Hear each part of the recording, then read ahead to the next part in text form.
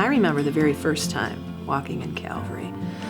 I remember walking in the center doors in the old sanctuary. There would be an usher there, and we would be ushered down the center aisle, and we would sit somewhere to the left. And I remember looking up at the platform, and, it looked so colorful. The choir was fully robed, I believe in blue robes. The music was very vibrant and very lively. And I remember thinking, this must be what heaven is like. And of course that would start our church life. We would be at church Sunday morning, Sunday nights, Wednesday nights, week after week, month after month, year after year.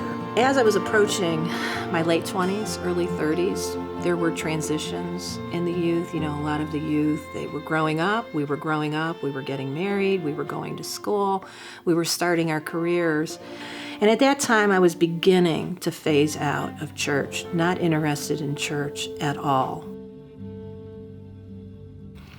Typically, I would appear every now and then, and this time when, though, I walked in the church, the usher better not tell me where to sit.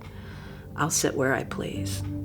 When I sat, I would look up at the choir, and I would say to myself, I wonder how many of them are really walking with the Lord, because I know He isn't. Somewhere along the line, the eyes of a child changed to the cold heart of a church woman. And at that time, I became disinterested in church. In my own way, I was rebelling against God.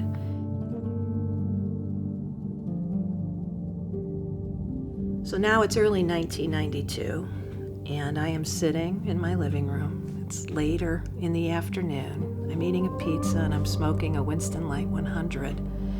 And all of a sudden, I begin to feel sick.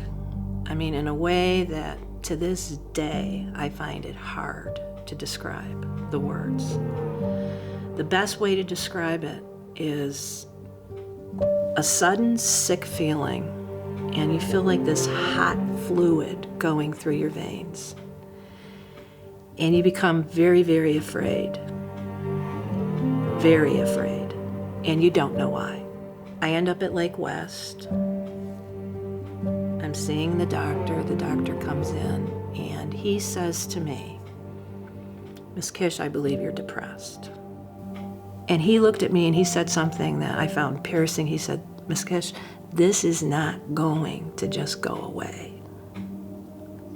And I looked at him and he said, I think what we need to do is just have you evaluated. We're going to have a doctor come over, and I knew what that meant, from Laurelwood, and talk to you.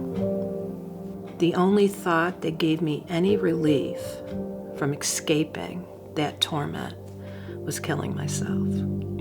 I didn't see any other option. It wasn't going to go away. I've never known it to go away with some of the people that I knew. The only option was to kill myself. I made it home, and the next thought, of course, was, how do I kill myself? So I went into my place, I went to the linen closet, I grabbed the Drano, I went to the dishwasher, I grabbed a silver spoon, and I went into my living room, and belly flat on the carpet, I had the Drano here and the spoon here. The torment all around me. I then began to think about church. And I would see again that picture of Pastor that first day. And I thought to myself, he believes those stories. What if there is a hell? I thought of Marie Beaver, who took a liking to me when I was a child. Cliff Quanvik, Mary Beccari, my first Sunday school teacher, Myrtle Conley, all these people, including my mother, that consistently demonstrated the character of Christ to me, made me think that just maybe those stories were true. To the right of me, there was a Bible. It was brand new. Pulled it up off the shelf, and I opened it up, and I thought to myself, if Jesus is alive and I pray to him, he will come to me now. I laid my head face first into this word, And I prayed, Jesus, if you're real, I need to know.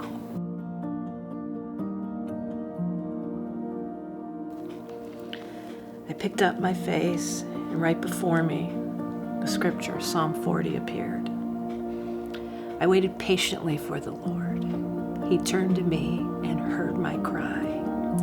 He delivered me out of the slimy pit, out of the mud and mire. He set my feet on a rock and gave me a firm place to stand. He put a new song in my mouth, a hymn of praise to our God. Many will see and fear and put their trust in the Lord. The minute I finished reading that last verse, that torment, that weight lifted immediately. And for the first time, I felt like myself in 2 weeks, and I knew it immediately.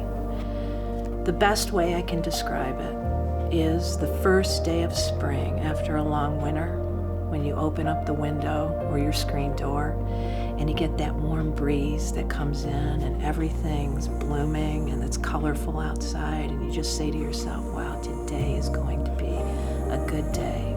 Even though those feelings would come, I would look up at the clock and I would say, every time the clock went tick tock, I knew that I was closer to the promise of God's redemption.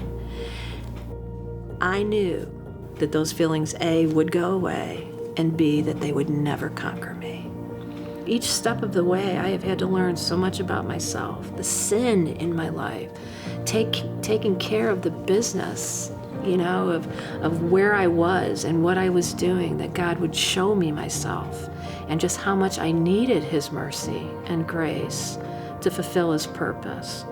God is good.